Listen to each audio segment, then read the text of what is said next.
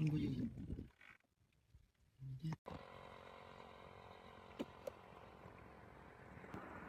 ห็นโทษ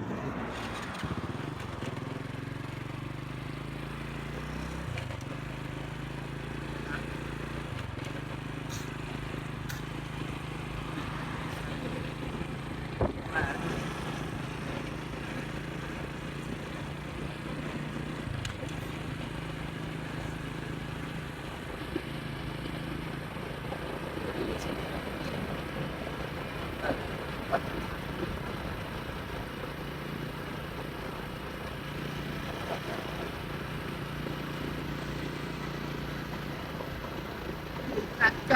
สักคนอ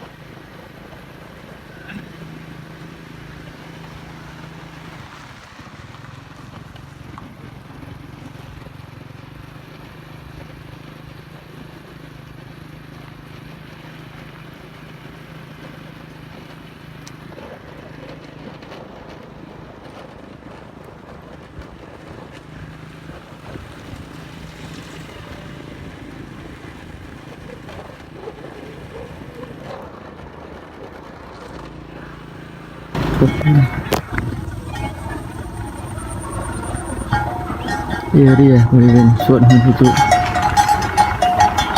บ้านศิวิไลมันเรียกคมแข็งกันแต่ต้นหางมันหน้าบ้าน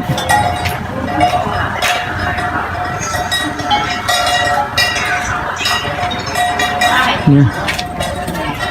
ได้ชำทางตั้งเติมให้ด้วยใช้พลังงานสำรองด้วยอีกสักหนึ่งนะท่านผู้ชมก็ต้อง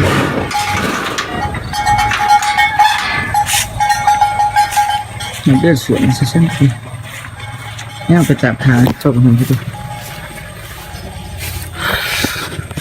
มันจะไปกันเถอะกลัวถูกมันอือฮึ